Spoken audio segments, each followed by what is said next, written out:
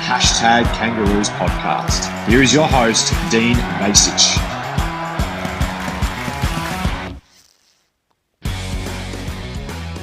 Welcome to another episode. My name is Dean Vasic. You'll find me on X at Hashtag Kangas, Instagram, Hashtag Kangaroos podcast. Tonight, we are back and the season is upon us with the lovely Siobhan Rowe.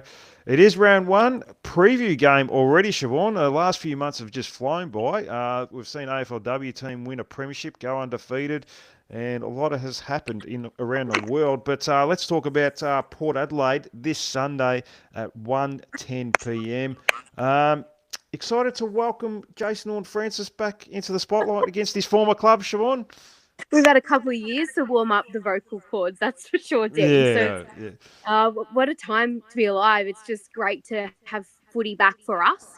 It's a weird concept. We were just talking off air. Obviously, Dad's a big blue bagger, and they're playing their second game of the season, and we're still 3 or 4 days out from our first game of the year. So not sure how I feel about this round zero, but it does feel like it's time for the footy to get underway, and it's time for our first winnable game of the year as well, which is really exciting. And yes, it'll be an interesting reception for the Hornet. I assume that quite a few of us have probably kept a few choice words and a few boos in our back pocket since the whole debacle when you left the football club. I had this weird thought the other night of what if there was just silence? What would that do? Not that it would happen, but it's been so long now that I think the wounds are not as fresh. And I think he's the type of player that really would feed off that sort of environment. Obviously, the supporters of other clubs did our work for us, and he was getting booed for a while there from opposition supporters. And I just felt like his game went up a notch a little bit. So we'll see what ends up happening, but there's no way that will happen. I think people are rightfully still angry at the situation, and he will get a welcome that's probably well overdue from the North faithful, and we'll see how he handles that. Yeah, it's been a couple of years, and the AFL hasn't really been generous with us. I think they've given us games in Tassie and in Adelaide as well. So, yeah, we'll have to wait and see. He may pull a heartstring or what he usually does, hamstring, and just be a late withdrawal. It does seem to have a lower leg injury at the moment, so which is restricting his time in midfield. So we'll have to wait and see, but I'm sure we'll talk about him again soon. A couple of debutants named. They were named pretty much yesterday. No real surprises here. Lockie Daviston was always going to get a round one debut with a promising pre-season. Was very good against the Pies, and as definitely sparks up that forward line a little bit too, and not afraid to be a little bit lippy and get into it. And Tom Blamires, who was working at the Collingwood Football Club just a couple of weeks ago and was getting ready for the VFL season to start with Frankston, comes in for a debut. Good story for Tom Blamires and Lockie Daviston, I suppose, as well, Siobhan. Great story for both, and what I love so much about and I don't know so much about Tom Blamires' personality, but I think with what we'll get with Daviston, like you said, he's that real niggler, and as much as I love Paul Curtis, he doesn't have that see you next Tuesday in him as much, and that's what I love. What Daviston's going to bring is that real edge, and I think that's why players like Tom Papley, and I know there is a strong comparison there with Nick Watson. They are the pesty type small forward that I think we've been lacking since Lindsay Thomas, really. So it'll be great to have him in the side, even for that purpose, just to be a little bit of a niggler and a bit of a fire starter, because I think sometimes that wins you games. Sometimes that is part of the reason why you get fired up. It's definitely worth watching for sure. So that'll be great to have him in the side. Besides all of that sort of stuff, he's obviously got clear talent. He's a one-touch sort of player that knows where the goals are, and he's just going to be really exciting to have up there. And then, Tom Blamires, what a great story.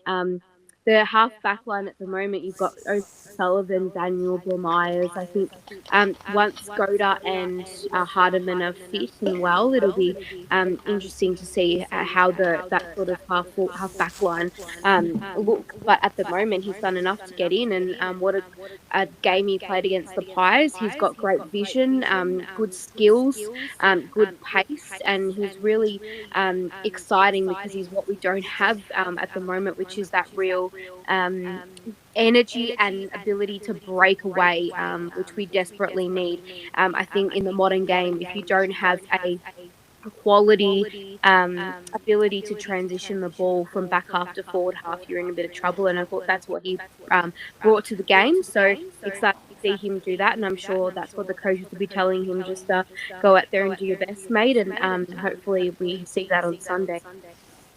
Well, he may be lined up against the Hornet this week, so it'll be interesting to see who he matches up on. But one thing that stood out for me, and you probably agree with this, was his ball use. He can hit a target. He seems to pinpoint passes. We haven't been very good in that area probably for, I don't know how long, probably 5 or 6 years. I think we're 18th from transitioning the ball from defensive 50 to inside 50 last year. So he's a player that can certainly help in that regard, can't he?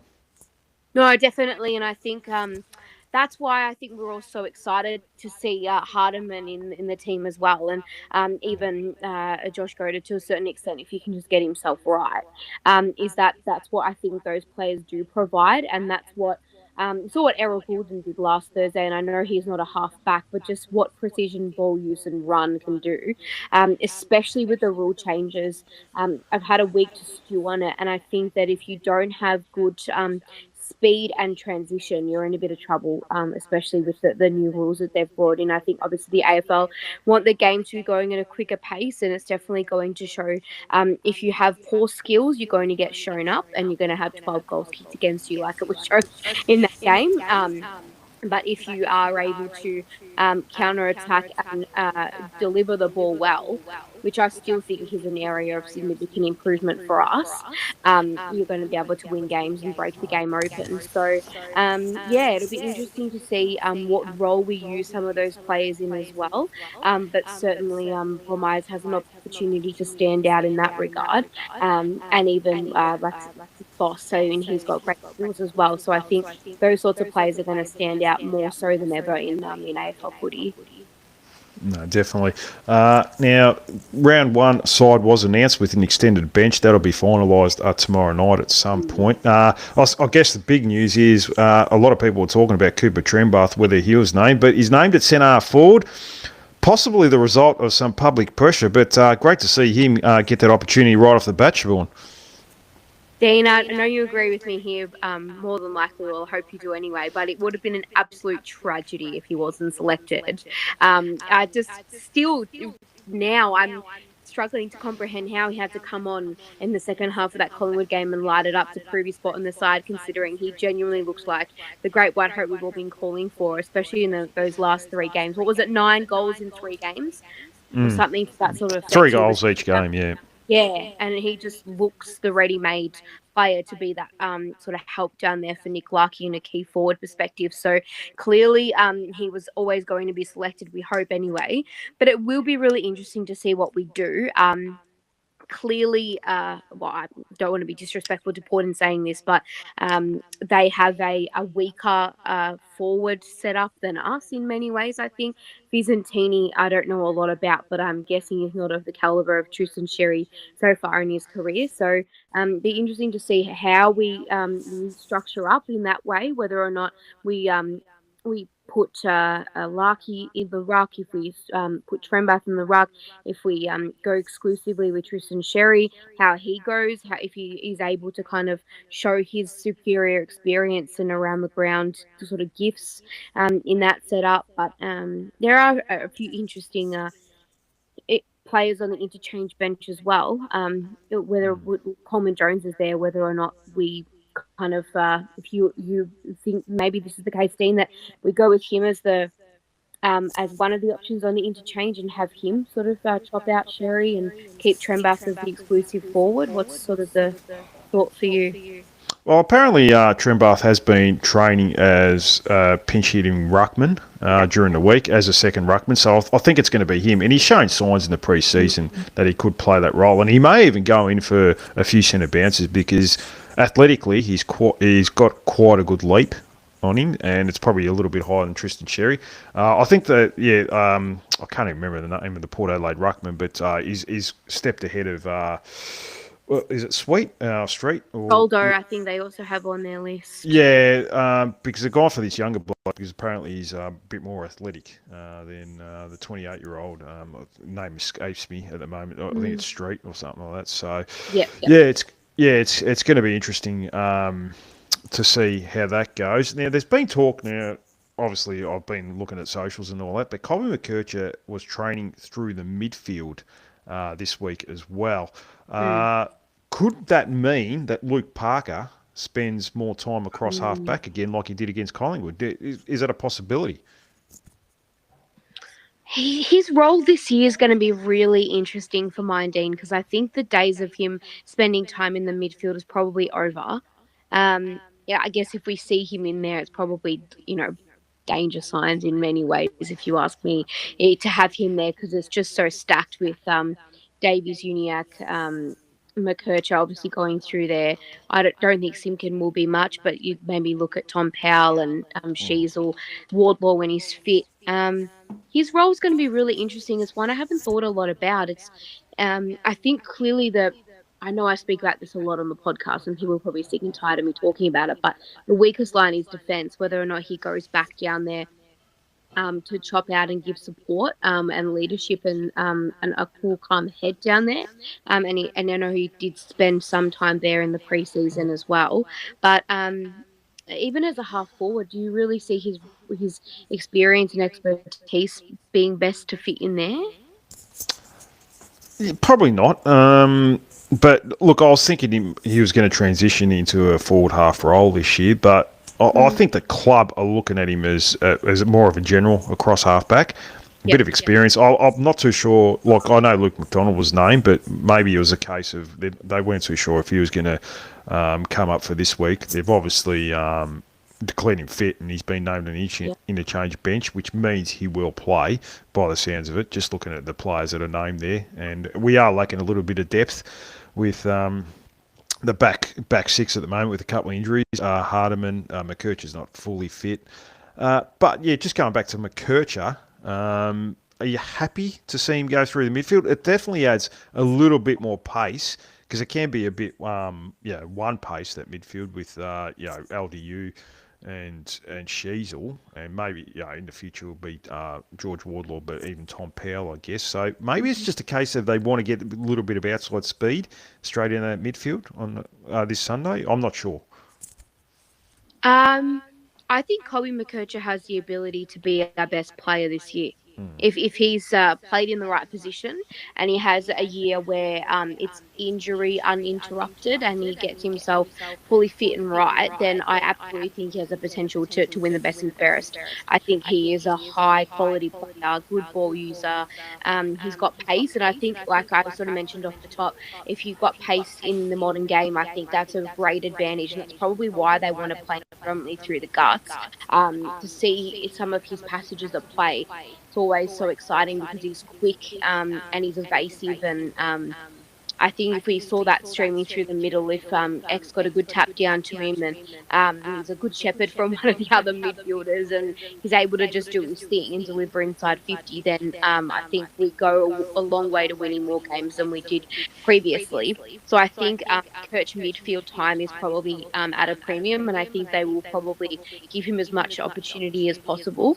I do also like him off half back purely for the reason why, what he has to offer. I wish we could clone him because I think he's going to be a really valuable player for us with his skill set and his attributes. But I do think that having him play predominantly through the midfield will be a benefit, but I also think I still like him at half back, just knowing what we lack down there as well, especially with the other guys out before they're able to get an opportunity. But I think it does add a point of difference. If you look who we've got in there, obviously Davies Jr. has that perfect speed away from the pack, but I wouldn't say he's quick. Sheasel's sort of, again, like that smooth operator that we've got in there. Powell's more the inside mid, if you want to call him that, I guess, where I guess McKercher is that point of difference in there. And you could even say O'Sullivan. I think that would be a really good combo to see both McKercher and O'Sullivan rotate in there because they do have speed and a point of difference. No, definitely do. Yeah, that's probably You're looking at a midfield four of Mm. Powell, LDU, Sheasel, and maybe McKercher, and worst case, and Finn O'Sullivan, I guess, is the Yeah. fifth, which is pretty good. I mean, there's some exciting young talent there, that's for sure. I mean, most of those players are under 22, so Yep. that's really exciting. That's probably the future as well. So I'm not too sure if that's gonna happen this week, and they can always put McKercher back, I guess. I guess the So, big Jen, matchup. I'll throw this one at you Yep. quickly then, because obviously Dersma's on the interchange bench. At any point in time, does he play midfield minutes, or is that sort of not even in the consideration at the moment? I don't think so at this stage. I think he does his best work inside the forward 50. There was Yep. talk that he was training on the wing a little bit. He was pushing up the Yeah, I ground. heard that, and that's why I thought maybe they were just Hmm. potentially giving him some time there. And I mean, I think I know I'm probably still I've got a bit of a metallic taste in my mouth when it comes to Jai Simpkin, but it's possible that if he can't hold down his spot on the wing, that maybe we see Dersma there alongside Dill Stevens. Who knows? Mm, no, definitely. First few weeks are going to tell a lot of stories, that's for sure. I guess the big matchup, and you sort of mentioned that Port Adelaide don't have a strong forward line, but the one player they do have down there is Mitch Georgiades, very highly skilled, talented forward. Got great craft, knows where the goals are. Was very good in the State of Origin game just a few weeks ago as well. Who do you think goes to him as a key matchup? It's $1 million question, isn't it? Because even I understand they played West Coast in the practice match, and no offense to West Coast because we've been in their position before, but they're not exactly world beaters at the moment. But he looked bloody strong, and I think what's impressive about Georgiades is he can kill you in the air, and he can also kill you at ground level. He's a really all round sort of forward.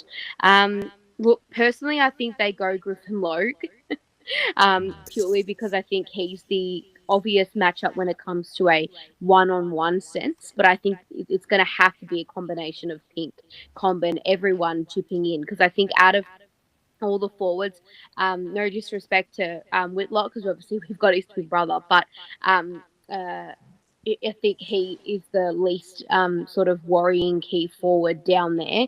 But the funny thing is, we have a habit of making somewhat average footballers or unknown footballers turn into absolute superstars.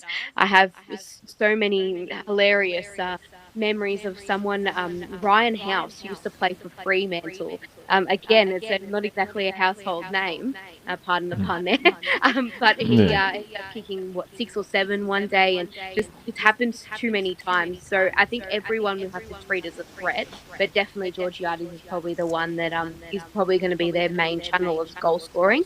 So I'd probably go Logue, but it's going to have to be a sort of a team combined effort to stop him from influencing on the scoreboard.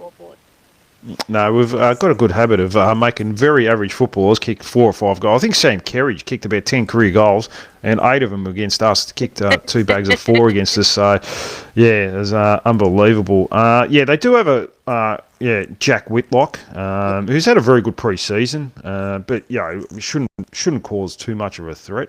Jack Lukosius, who's been in and out of the team for a couple of years now. Joe Richards. I believe he was from Collingwood. Darcy Byrne-Jones is more of a negator, probably Yeah, more of a defensive forward. So he may go to a McKercher if he goes down there. I mean, I guess they're going to go a little bit small with Georgiades, Horn Francis, Joe Berry as well. So, they do it'll have put. Ollie Lord, and the thing is, I'm very surprised to Yeah, see him named on the interchange bench. I'd imagine he'd play. He had an yeah, he'll incredible play. day out against us last time we played Port, and he's probably again really good in the air, and on his day can be quite damaging. And I think most teams will know they can exploit us aerially, certainly down in the back line. So I'd imagine that Toby Pink would play on Ollie Lord if he does play, which probably would.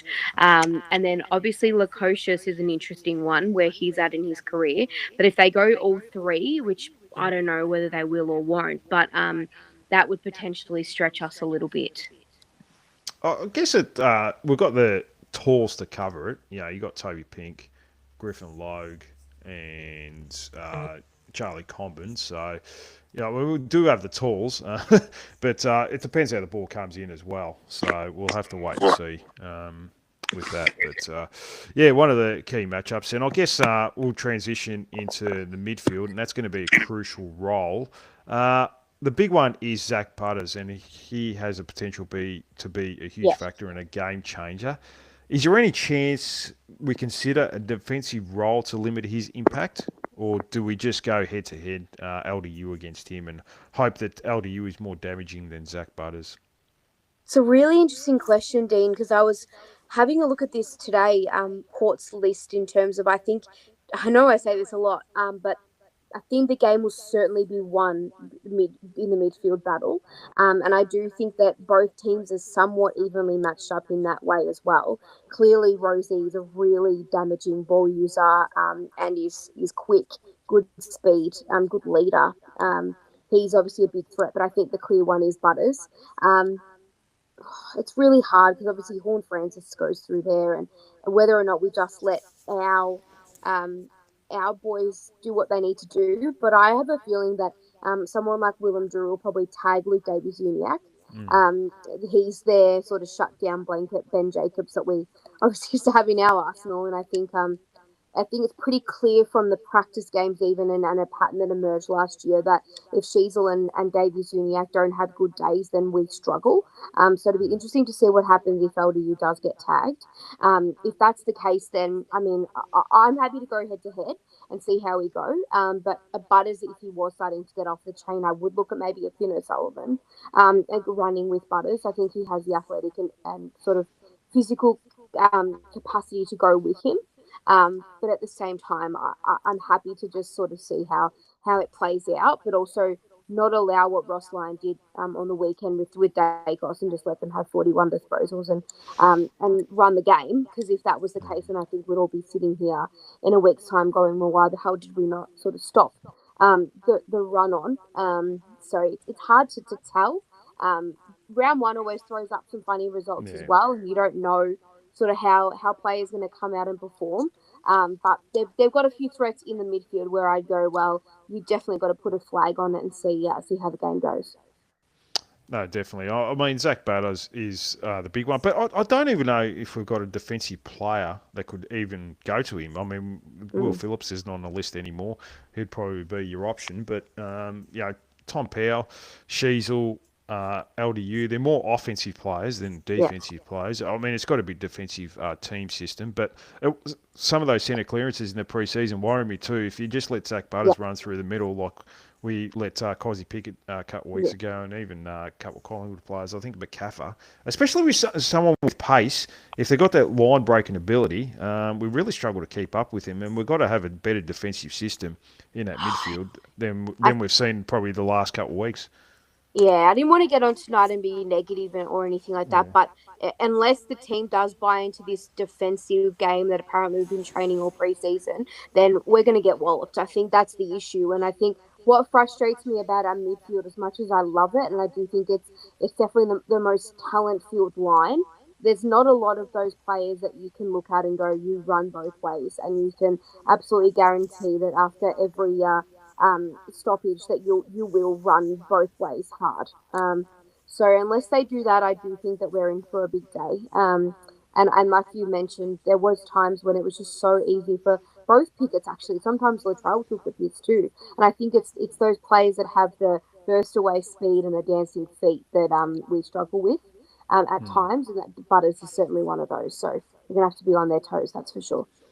Even a forward half, the pressure has got to be there from our forwards as well, because Miller Bergman, if you just let him run free, I think he's going to be playing the back line. There was talk he was going to go through the midfield, and Rosie. I think he'd probably be off. Yeah, it'd be interesting to see what they do. Yeah, but it looks like they're going to put him back in the back line. Miles Bergman, not Miller Bergman. Miller Bergman was at North. And Todd Marshall has gone back in the back line this year. So he's got potential to be a really good intercept player.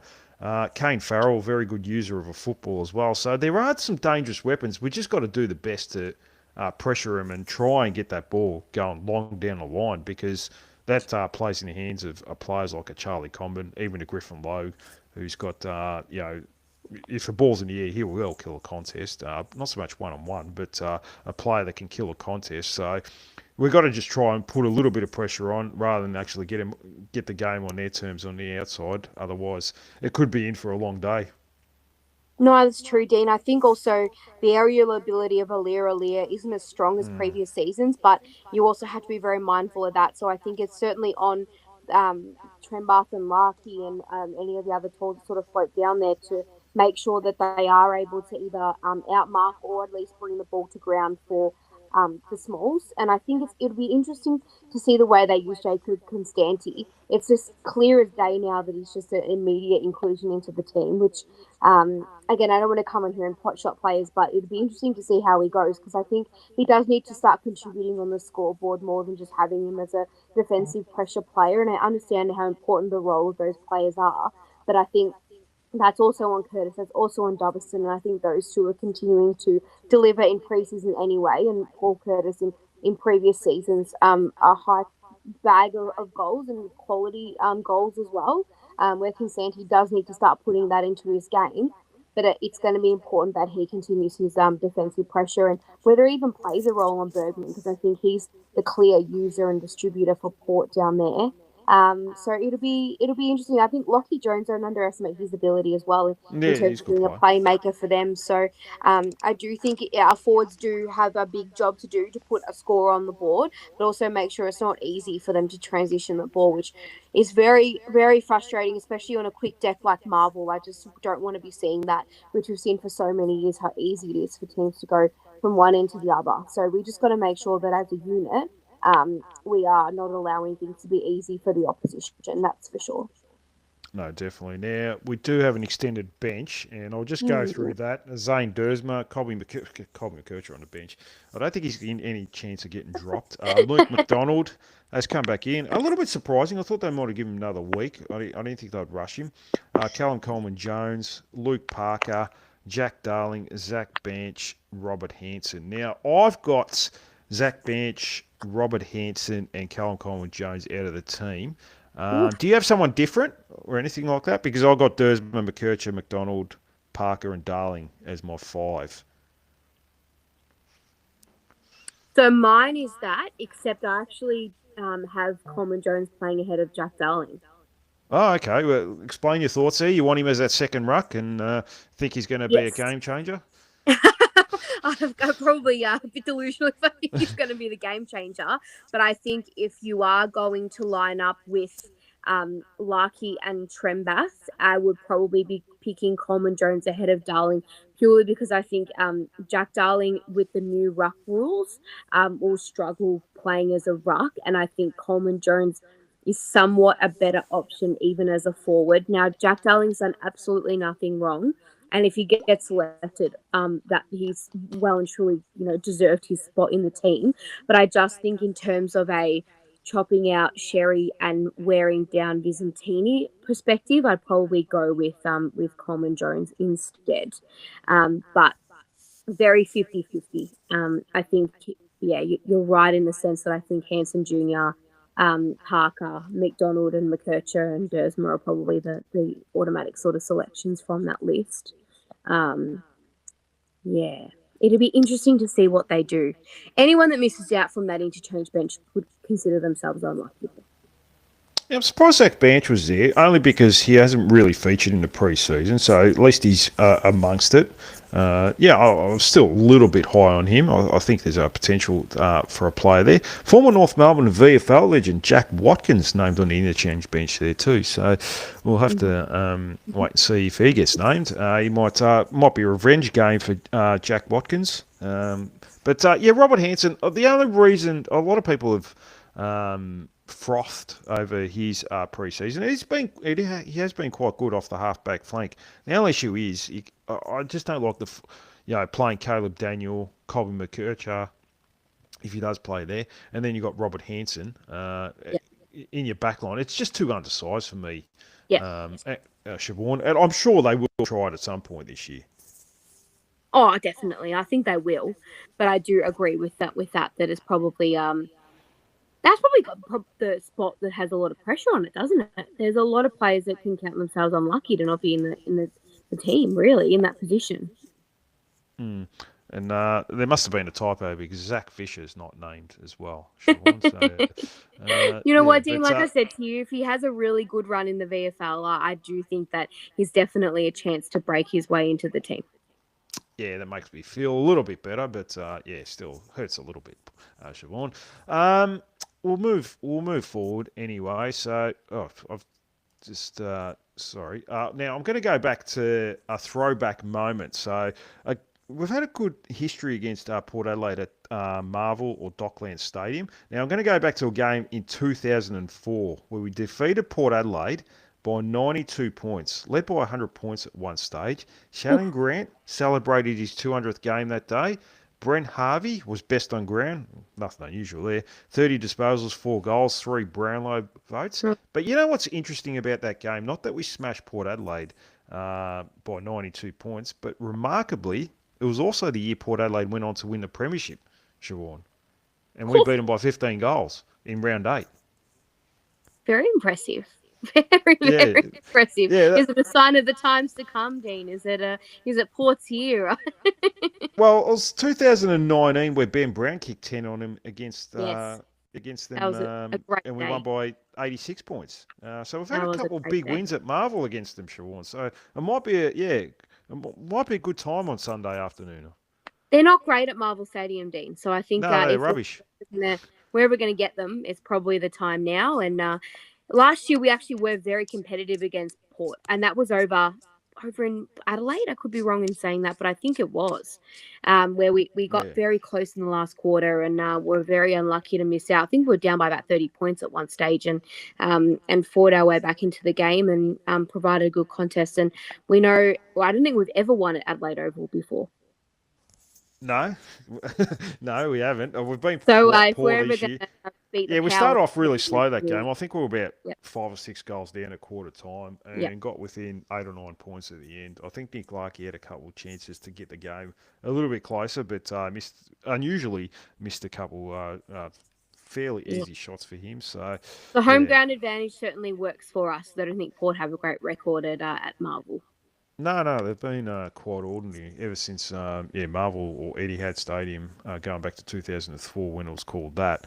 They haven't had a great record there, so it might be time to break that hoodoo of, I think it's about 6 or 7 wins straight for Port Adelaide. But then again, most teams have beaten us 6 or 7 times in a row in the probably last 5 years. So, we'll have to wait and see. But for my final thoughts for this game to go our way, I think the midfield contest will decide this game, and we must bring pressure, intensity, and discipline around the ball. Have you got any other thoughts as opposed to maybe beating Port Adelaide this week? I love that, Dean. That's actually a really good way to look at it. And the game's pretty bloody simple when you break it all down, isn't it? It really life's pretty simple, but we complicate it. So, yeah.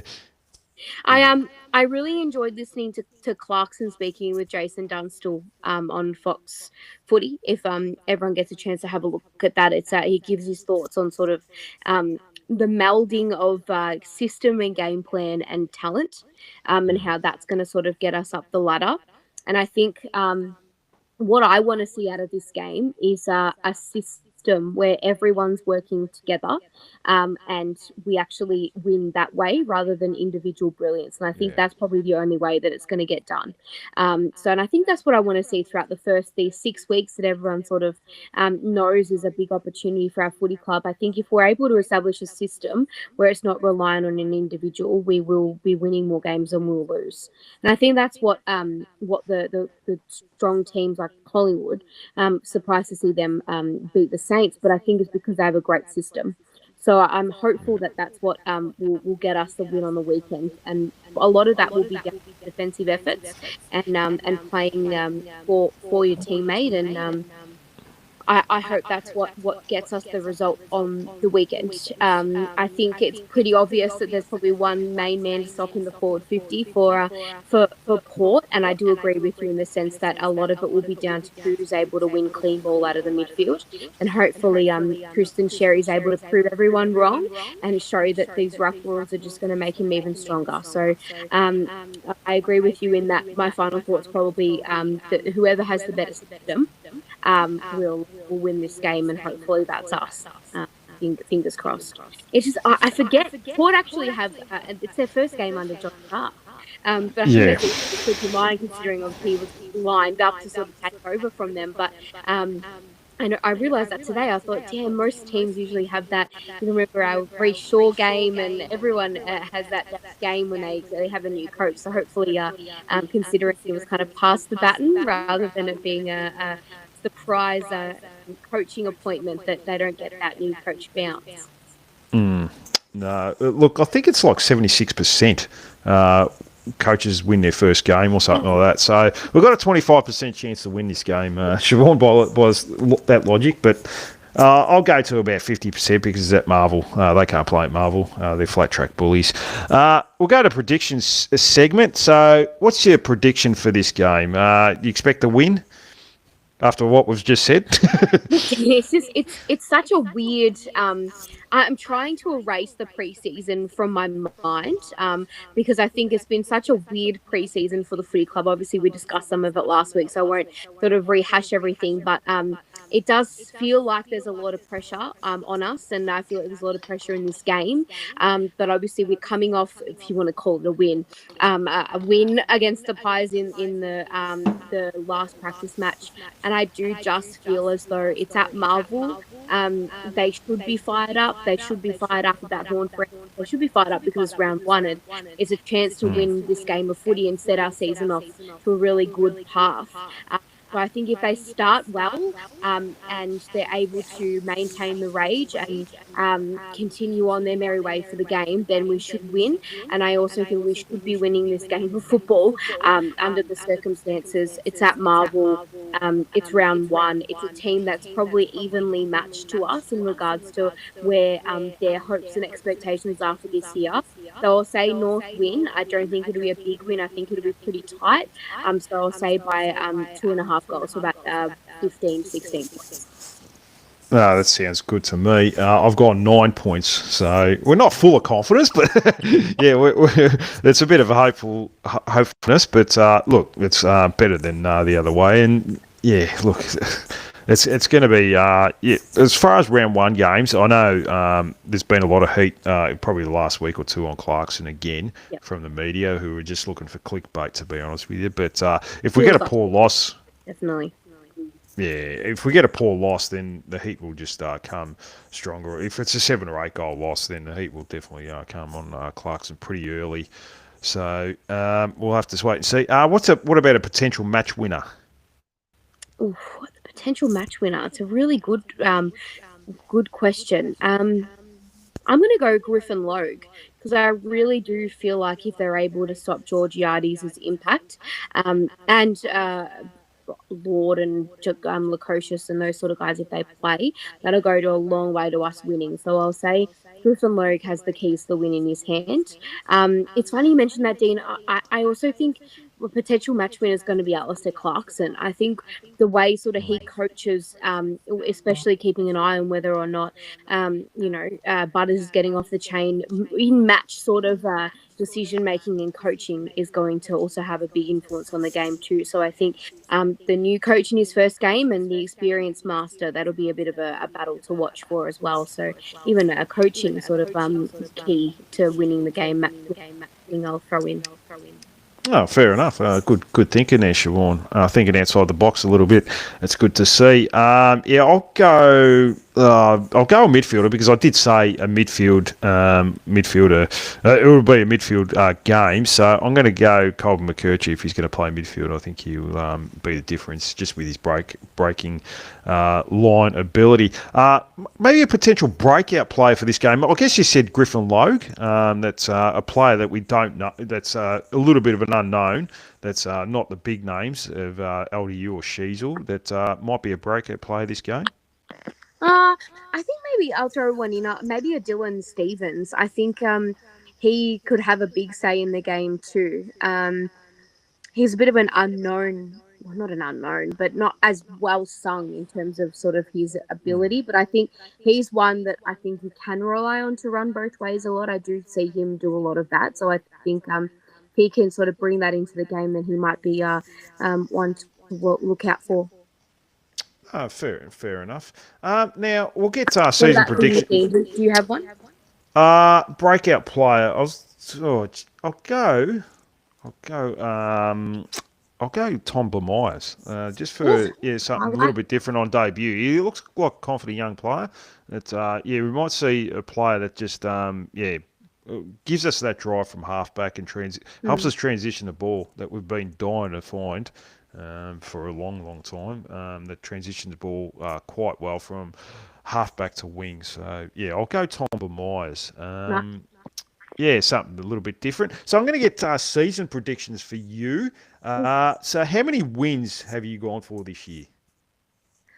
So, do you want my hope or do you want my reality? Well, go both and maybe just go down the middle. So my hope is 9 to 10. I think we'll probably get around the 7 to 8 mark. Okay, I'll give you 8. So, Yep. we'll go 8. What about a best and fairest winner? It's really, really hard to go past Sheasel. I know it's pretty obvious, but I just think if he continues on his trajectory, which I think he will, and it's funny, like I do think in terms of who'll pull the most Brownlow votes, LDU is the most eye catching. And I think he is the one that the umpires see. But I think in terms of inner house, Sheasel's just probably a bit too hard to go by. I know it's not exciting, but I think he'll probably be the one again. Makes sense. Yeah, no, it's hard. It really is hard to go past him. Most improved. Most improved. Well, you might have mentioned him before as a potential match winner. That's I think Bailey Tyson mentioned him the other day. So Griffin Logue. Yeah. This is a really hard one. Do you want me to go one? I'll say this not because I'm hopeful for him to kick on, but I'll go most improved as Callum Coleman-Jones because I do think if he does get his opportunity to play, and he's coming from a fairly low base, but if he does come in and actually fill a role, as a ruck forward, I think he'll easily become the most improved if he can jump in and chop us out. But I'll also throw in Cooper Trembath. I know he's coming from. It's pretty easy to improve on just playing the 3 games, but I think he's in for a big year if you ask me. Yeah, well, he had a pretty good 3 games when he did play last year. CCJ, there's probably 2 people who got faith in him: you, yourself, and Brady Rawlings. So, yeah, well, you never know. You've picked him for this week, so it'll be interesting to see if he does get selected for tomorrow. So I'm always a bit curious because he got named in the VFL team last week, so I wouldn't think they'd pick him this week if they named him the VFL last week. So, but we'll wait and see. Leading goal kicker. Have you got someone different besides Nick Larkey? Yeah, I'm going to go Paul Curtis. I reckon nice. he was on track, Dean, to be All-Australian before that ridiculous suspension. That was against Port, mind you. So I think that he's just too good to go past. And I think Larkey and Trembath will actually start sharing the load in terms of goals kicked because he's finally got a partner down there. So I think Curtis is in for a really big year. I reckon he'll make All-Australian. Barring his health, I don't actually know how significant of an impact that'll have. No one knows yet before the season starting, but he's just too good to go past. I think he's an elite small forward in the game. And if we can get minimum sort of 2 goals a game out of him, he's on track for All-Australian for sure. He's probably one of the best small forwards in the game. Yeah, small to mid-size, definitely. Who you got top 5? I probably should ask that because you probably have Curtis, Larkey, Trembath, Zurhaar as maybe 4. Have you got anyone else that might sneak in there? I guess your sneaky could be someone like Sheasel because he always seems to bob up and kick a goal or 2 a game.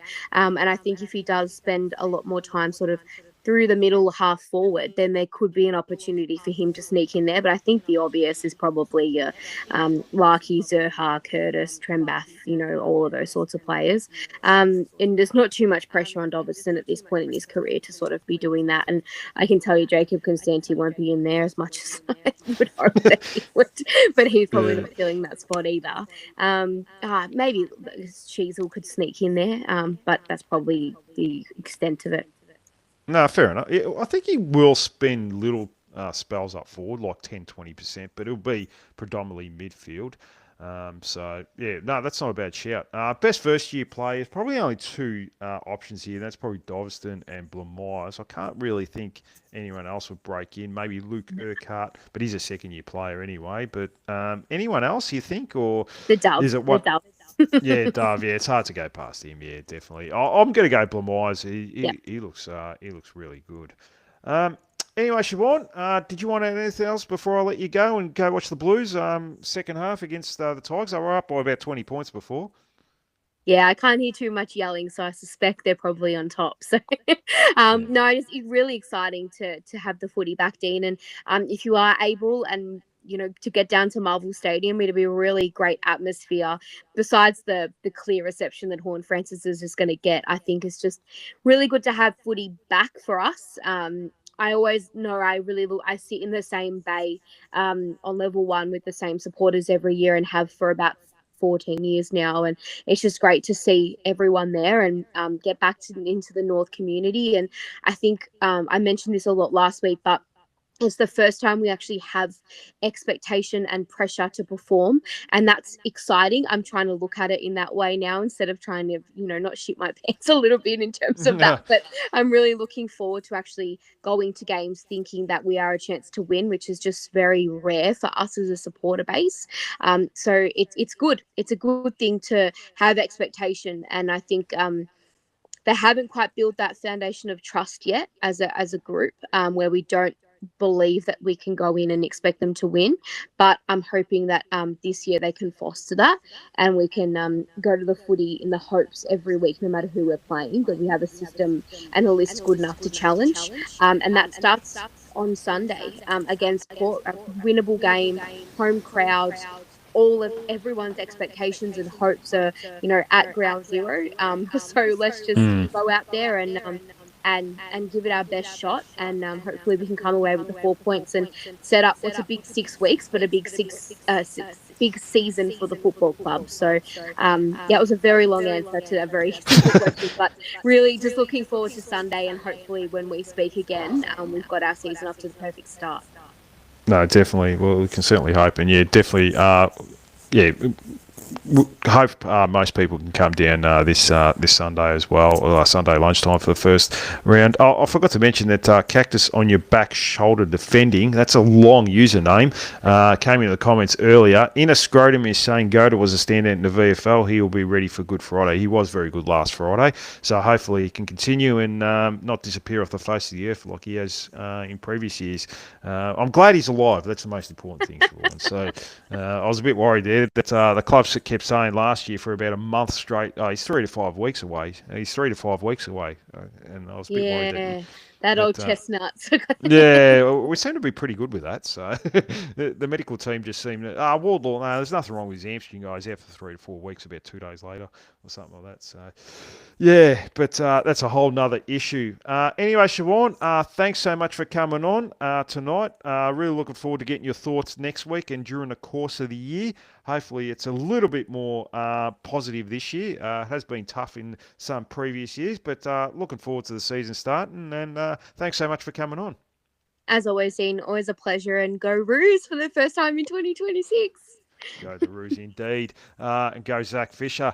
Anyways, that's it from me. Don't forget, like, subscribe, leave a comment. Tell Siobhan how good her predictions were, and tell her on Sunday afternoon how good her prediction was when we win by 15 points. That's it from me. Bye for now, and go Roos.